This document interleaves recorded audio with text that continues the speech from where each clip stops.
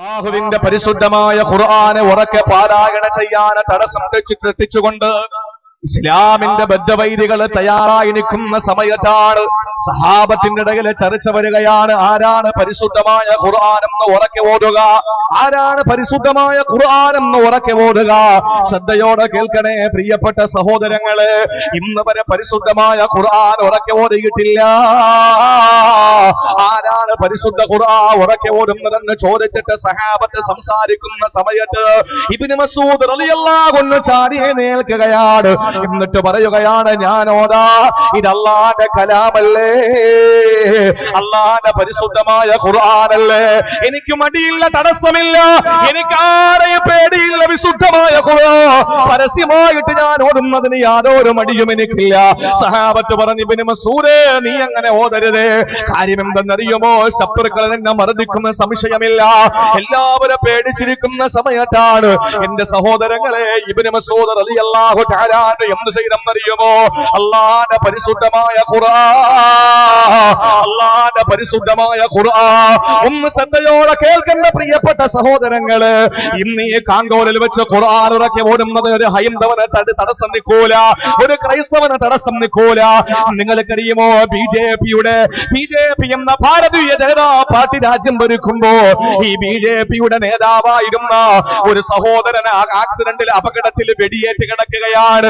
വെടിയേറ്റ് കിടക്കുന്ന സമയത്ത് മനസ്സിന്റെ സമാധാനത്തിന് വേണ്ടിയിട്ട്, ശരീരത്തിൽ വെടിയേറ്റതിന്റെ വേദന മാറാൻ വേണ്ടിയിട്ട് ഉത്തർപ്രദേശിലെ 60ഓളം വരുന്ന മൗലാനമാരെ വിളിച്ചു വരുത്തിയിട്ട് പ്രിയപ്പെട്ട സഹോദരങ്ങളെ വിശുദ്ധ ഖുർആൻ ഓദിപ്പിക്കുകയാണ്. എന്തിനെന്നറിയുമോ? ഖുർആൻ കേട്ടുകൊണ്ട് മനസ്സിനൊന്ന് സമാധാനം വരാ, മനസ്സിനൊരു ആനന്ദമുണ്ടാകാ, മനസ്സിന്റെ വിഷമങ്ങളൊന്ന് മാറാൻ വേണ്ടിയിട്ട് മഹാജനെന്ന് പറയുന്ന ബി ജെ പിയുടെ നേതാവ് വെടിയേറ്റ് കിടക്കുമ്പോ സഹോദരങ്ങളെ മൗലാനമാരെ 60ഓളം യുപിയിലെ മൗലാനമാരെ വിളിച്ചു കൊണ്ടുവന്ന് പരിശുദ്ധ ഖുർആൻ ഓതിയിട്ട് കേട്ടെങ്കിൽ ഇന്ന് ഖുർആൻ ഓതുന്നതിന് തടസ്സമില്ല, ഇന്ന് ഖുർആൻ ഓതപ്പെടുന്നതിന് തടസ്സമില്ല. ഇന്ന് ഏതെങ്കിലും ഒരു ഭാഗത്ത് വിശുദ്ധമായ ഖുർആനിന്റെ ആയത്തുകൾ മുഴങ്ങി കേൾക്കുന്നതിന് ഒരു ഹൈന്ദവന് തടസ്സം നിൽക്കൂല, ഒരു ക്രിസ്ത്യാനി തടസ്സം നിൽക്കൂല. എന്തേ സഹോദരങ്ങളെ നിങ്ങൾക്കറിയുമോ? പക്ഷെ റസൂലുള്ളാഹിന്റെ കാലഘട്ടത്തില്, ഇസ്ലാമിന്റെ ആവിർഭാവ കാലഘട്ടത്തില് ഖുർആൻ ഇറക്കി ഓടാൻ തടസ്സമുണ്ടായിരുന്നു. ഖുർആൻ ഉറക്കെ ഓടാൻ അനുവദിക്കില്ല. ആ സമയത്ത് ആരാണെന്ന് ഉറക്കെ ഓടുന്നതെന്ന് ചോദിച്ചപ്പോ ഇബ്നു മസ്ഊദ് റളിയല്ലാഹു തആല അൻഹു പറയുകയാണ്, ഞാനൊന്ന് ഉറക്കെ ഓടിയാലോ? വേണ്ട വേണ്ട സഹോദരങ്ങളെ, ഇത് സത്യരീനാണ്. വിശുദ്ധമായ ഖുർആൻ പടച്ചവന്റെ കലാമാണ്. ലോകത്തിന്റെ എല്ലാ നിയന്ത്രണങ്ങളും ഏറ്റെടുത്തിരിക്കുന്ന സർവാധിനാഥനായ പടച്ചതമ്പുരാന്റെ പരിശുദ്ധമായ കലാമാണ്.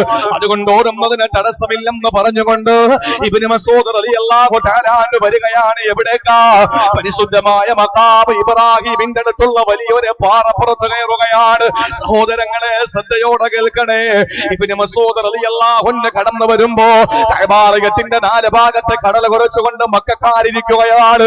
അവരിൽ നിന്നൊരു അടിയങ്ങാന കിട്ടിപ്പോയാ അവരെ മർദ്ദിച്ച് വശരാക്കി കഴിഞ്ഞ സഹോദരങ്ങളെ, ഒളിഞ്ഞിരിക്കുന്ന റസൂലുള്ളാഹിന്റെ സഹാബത്തിന്, ദീനുമായി ബന്ധപ്പെട്ട് ജീവിച്ചിരിക്കുന്ന സഹാബത്തിന് പരസ്യമായിട്ട് രംഗത്ത് വരാൻ മടിയുള്ള സമയത്താണ്, അതിനുള്ള ആഹ്വാനം അല്ലാഹു കൊടുക്കാത്ത സമയത്താണ് പരിശുദ്ധമായ മഖാം ഇബ്രാഹിമിന്റെ തൊട്ടടുത്തുള്ളതായ പാറപ്പുറത്ത് കയറുകയാണ്.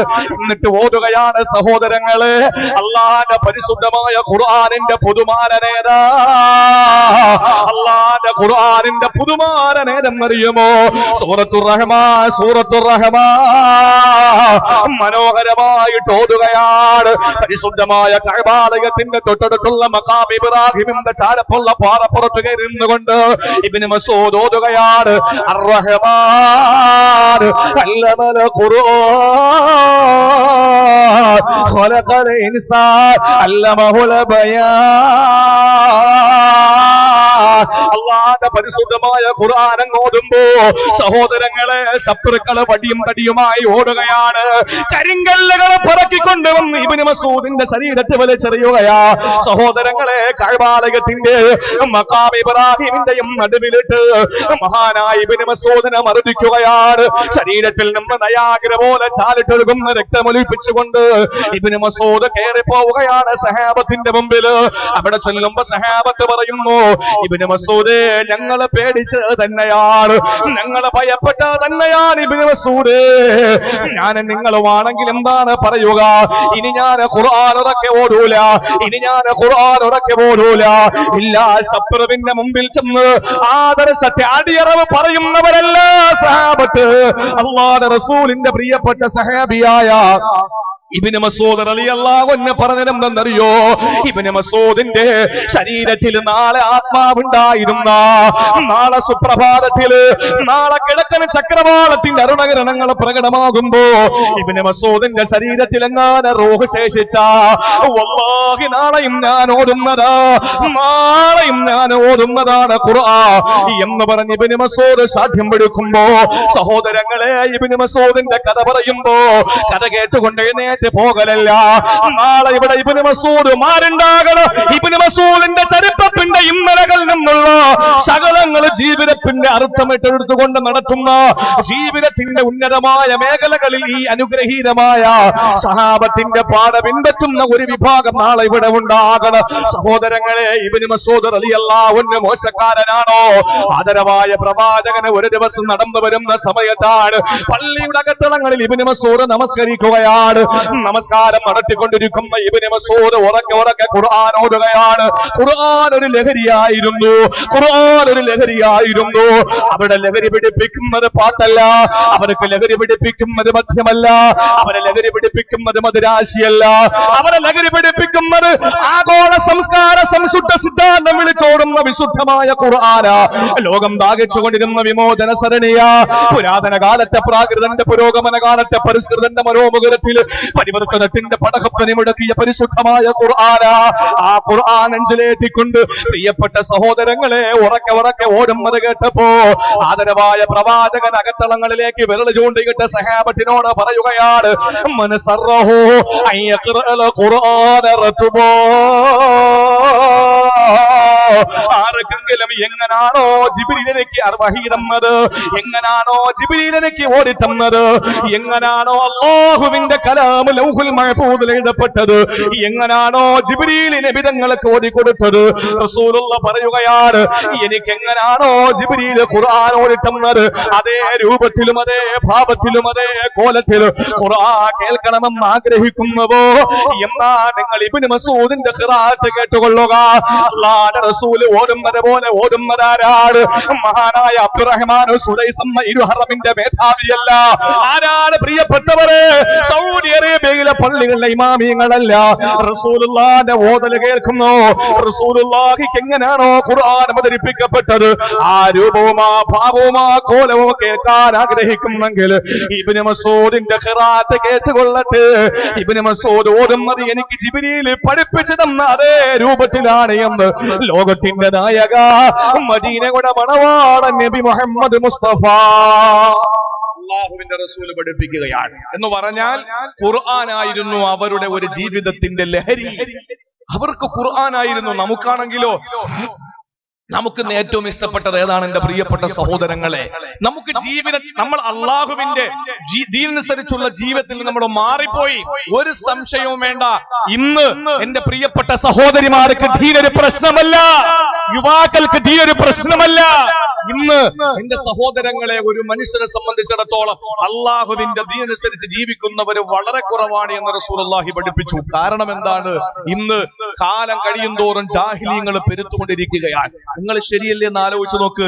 പണ്ടൊക്കെ വയലു പറഞ്ഞത് ആദരണീയനായ ശംസുൽ ഉലമയെ പോലെ, ആദരണീയനായ കണ്ണീട്ട് ഉസ്താദിനെ പോലെ, ആദരണീയരായ പാറന്നൂർ ഉസ്താദിനെ പോലെ, ആദരണീയരായ ചെറുശ്ശേരി ഉസ്താദിനെ പോലെ, ആദരണീയരായ സമസ്ത ഇരു സമസ്തകളുടെയും പണ്ഡിത പടുക്കള്, അതുപോലെ തന്നെ കേരളത്തിലെ സമസ്തയുടെയും അതുപോലെ തന്നെ കേരളത്തിലെ സുന്നി സംഘടനകളുടെ നേതാക്കന്മാര്, ആരിഫീങ്ങളായ പണ്ഡിത നേതൃത്വങ്ങള്, വന്നിരായ ഉസ്താദുമാര് പ്രസംഗിച്ച വേദികളിൽ പ്രസംഗിക്കുന്ന എന്നെ പോലുള്ള ജാഹിലീങ്ങളാണ്. എന്താ കാര്യം? കാരണം ലോകത്തിന്റെ അവസാനം എത്തുമ്പോൾ ജാഹിലീങ്ങൾ പെരുക്കുമെന്നുള്ള കാര്യത്തിൽ ഒരു സംശയവും വേണ്ട പ്രിയപ്പെട്ട സഹോദരങ്ങളെ. അതുകൊണ്ട് നാം ഇന്ന് റസൂലുള്ളാഹിയുടെ പാതയിൽ നിന്ന് പിന്നിലോട്ടായി പോയി. അള്ളാഹുവിന്റെ പാത വിട്ട് നമ്മൾ ജീവിക്കാൻ തുടങ്ങി. ഇല്ല എങ്കിലോ എന്റെ സഹോദരങ്ങളെ, നമ്മളെപ്പറ്റി ഒരാളും മോശമായിട്ട് കാണൂല. ഒരാള് നമ്മളെപ്പറ്റി ഞാൻ തുറന്നു പറയുന്ന ഒരാളാ. ഞാനൊന്ന് ചോദിക്കട്ടെ, ഇന്ന് എന്റെയും നിങ്ങളുടെയും പ്രവർത്തനം കണ്ടിട്ട് ഏതെങ്കിലും ഒരാൾക്ക് ഇസ്ലാം മതം കൊള്ളാമെന്ന് പറഞ്ഞ് മുസ്ലിമായി കടന്നു വരുവോ? ഇല്ല. 1000 വട്ടം ഞാൻ പറയുന്നു, നമ്മുടെ നാട്ടിലുള്ള ഒരാളുടെ പ്രവൃത്തി മനസ്സിലാക്കിയിട്ട് ഇസ്ലാമിലോട്ട് കടന്നു വരാൻ ഒരാൾ തയ്യാറല്ല. എന്തുകൊണ്ട് തയ്യാറല്ല എന്ന് ചോദിച്ചാൽ, പള്ളിയിൽ ബാങ്ക് വിളിക്കുമ്പോൾ ബിവറേജിന്റെ മുമ്പിൽ നിൽക്കുന്ന മുസ്ലിമിനെ കാണുമ്പോൾ, റമളാൻ മാസത്തിന്റെ പകലുകളിലും രാവുകളിലും വ്യഭിചാരശാലകളിൽ കാണുമ്പോൾ, പലിശയുടെ വിഷയത്തിൽ മുസ്ലിം ഇന്ന് മുൻപന്തിയിലെത്തുമ്പോൾ, പലിശ പണം കൊണ്ട് മുസ്ലിമിന്റെ വയറുകൾ ഇന്ന് ഗോപുരം പോലെ വീർത്തു വരുമ്പോൾ, എങ്ങനെയാണ് എന്റെ പ്രിയപ്പെട്ട സഹോദരങ്ങളെ ഒരാൾക്ക് ഇസ്ലാമിലോട്ട് കടന്നു വരാൻ ആഗ്രഹം ഉണ്ടാവുക? ഇല്ല.